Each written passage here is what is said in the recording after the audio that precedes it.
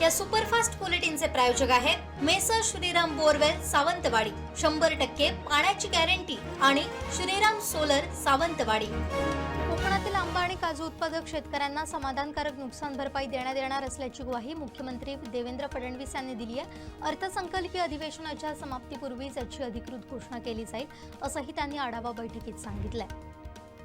Advocate असीम सरोदे यांनी Sawantwadi bar association आणि जिल्ह्यातील वकील सभासदांवर केलेले आरोप निराधार, खोडसाळ, दिशाभूल करणारे आहेत। गंभीर गुन्हे दाखल असलेल्या ॲडव्होकेट किशोर वर्कांची पाठराखण ते करतात, असा पलटवार सिंधुदुर्ग जिल्हा बार असोसिएशनचे अध्यक्ष ॲडव्होकेट परिमल नाईक यांनी केला।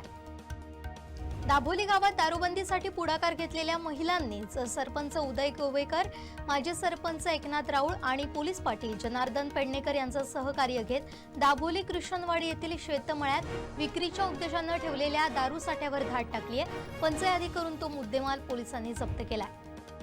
बांदा दोडामार्ग राज्यमार्गावर कळणे डबीवाडी इथं भलं मोठं झाड कोसळून वाहतूक ठप्प झाली आहे। सार्वजनिक बांधकाम विभागाच्या गलथान कारभाराबाबत सरपंच अजित देसाई आणि ग्रामस्थांनी संताप व्यक्त करत उपअभियंत्यांना फैलावर घेतलाय। सिंधुदुर्गातील काजू उत्पादक शेतकऱ्यांना योग्य बाजारभाव देण्यासाठी जिल्ह्यात 25 ते 30 केंद्रांवर काजू खरेदी प्रक्रिया सुरू केली जाणार असल्याची माहिती राज्य काजू परिषदेचे अध्यक्ष मनीष तळवी यांनी दिली आहे। आमदार निलेश राणेंना वाढदिवसानिमित्त आमदार दीपक केसरकर यांनी शुभेच्छा दिल्यात। मुंबई विधान भवन इथं भेट घेत वाढदिवसाच्या शुभेच्छा दिल्या। वैभववाडी करुळ घाटात इथेनॉल वाहतूक करणारा टँकर पलटून भीषण अपघात झाला। चालकाचा ताबा सुटल्यानं हा अपघात घडला असून यात चालक जखमी झालाय। त्या अपघातानंतर टँकरमधून ज्वालाग्रही इथेनॉलची गळती सुरू झाल्यानं काही काळ परिसरात भीतीचं वातावरण निर्माण झालं होतं।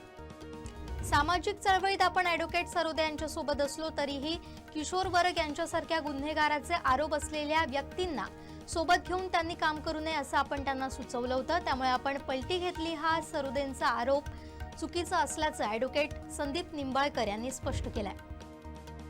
सिंधुदुर्ग जिल्हा परिषदेचे जिल्हास्तरीय सिंधू सरस प्रदर्शन कुडाळ हायस्कूलच्या पटांगणावर 21 ते 25 मार्चच्या कालावधीत होत आहे।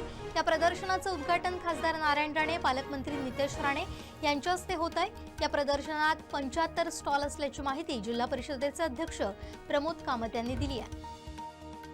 विलवड आणि वाफोली गावातील क्वारी आणि क्रशरच्या स्फोटांमुळे नुकसान होत आहे। हे बेकायदा क्वारी आणि क्रशर बंद करण्यासाठी 17 मार्चला क्वारी आणि क्रशरच्या मार्गावर धरणे आंदोलन छेडण्यात आलं। रानमाणूस प्रसाद गावडेंनीही त्याला पाठिंबा दिला। कणकवली वैभववाडी मार्गावरील एसटी बसमधून प्रवास करणाऱ्या विद्यार्थिनींना प्रवासादरम्यान वाहकानं मध्येच गाडीतून उतरवलं। संबंधित वाहकांवर कारवाई करावी अशी मागणी पालक प्रमोद लोके यांनी विभागीय वाहतूक नियंत्रक यांच्याकडे निवेदनाद्वारे केली आहे। सावंतवाडी नवसरण इथं दोघा मित्रांमध्ये हाणामारी झाली। यामध्ये कोल्हापूर येथील आनंद भोसले याच्या डोक्याला गंभीर दुखापत झाली आहे। या घटनेची माहिती मिळताच जखमी इस्माच्या मदतीला सामाजिक बांधिलकी धावली। परत जिल्ह्यातील एका 17 वर्षीय तरुणीवर लैंगिक अत्याचार, विनयभंग आणि त्याचे व्हिडिओ बनवून बदनाम करण्याची धमकी दिल्याप्रकरणी नेरले येथील दोघे तर ताम्हाणे येथील एकावर वैभववाडी पोलिसांनी गुन्हा दाखल केलाय। अटक करण्यात आलेल्यांमध्ये नेरलेतील मयूर सुर्वे, ओंकार सुर्वे, राजापुरातील पंकज पवार अशी संशयितांची नावे आहेत। सिंधुदुर्ग शासकीय वैद्यकीय महाविद्यालयाची आरोग्य यंत्रणा भ्रष्टाचारानं अक्षरशः खिळखिळी झाली असून डीनची भूमिका पूर्णपणे संशयास्पद दिसते। या संदर्भात येत्या आठवड्यात पत्रकार परिषद घेऊन पुराव्यानिशी मेडिकल कॉलेजकडील भ्रष्ट कारभाराचा पर्दाफाश करणार असल्याचा इशारा सामाजिक कार्यकर्ते प्रसाद गावडेंनी दिलाय। सावंतवाडी माडखोल ग्रामपंचायत कार्यालयात एका ग्रामस्थानं राडा घालत सरकारी साहित्याचं नुकसान केल्याची घटना घडली आहे। या प्रकरणी ग्रामपंचायतीचं साहित्य अस्ताव्यस्त करून सरपंच आणि कर्मचाऱ्यांना शिवीगाळ, धमकी दिल्याप्रकरणी संशयित गुरुनाथ राऊळ यावर गुन्हा दाखल करण्याची प्रक्रिया उशिरापर्यंत सुरू होती। सावंतवाडी शहराचा पक्षी म्हणून ओळख असलेला भारद्वाज पक्षी मंगळवारी न्यू खासकीलवाडा इथं जखमी अवस्थेत आढळून आला। ठाकरे युवासेना तालुका प्रमुख आशिष सुभेदार यांना माहिती मिळताच त्यांनी वन विभागाला पाचारण करत पक्षाला त्याच्या ताब्यात दिलं। चला कुडाळ घडवूया उपक्रमांतर्गत कुडाळ इथं भव्य स्पर्धा परीक्षा मार्गदर्शन शिबिर उत्साहात पार पडलं। मंदार शिरसाट आणि लायन्स क्लब कुडाळ यांच्या संयुक्त विद्यमानं संत राऊळ महाराज महाविद्यालय इथं या कार्यक्रमाचं आयोजन करण्यात आलं होतं। भुईबावडा गावचा 18 मार्चला महानांड उत्सव होणार असून या उत्सवाची भाविकांना उत्सुकता आहे। आमदार निलेश राणेंच्या वाढदिवसानिमित्त सावंतवाडी येथील उपजिल्हा रुग्णालयात रुग्णांना फळ वाटप करण्यात आलं। वैद्यकीय अधीक्षक डॉक्टर ज्ञानेश्वर येवळे यांच्या उपस्थितीत हा कार्यक्रम पार पडला। होळी आणि रमजानचं औचित्य साधून सिंधुदुर्ग मिल्लत फाउंडेशनच्या वतीनं कुडा इथं आयोजित करण्यात आलेला दावदे इफ्तार सोहळा सामाजिक सलोख्याचं प्रतीक ठरलाय।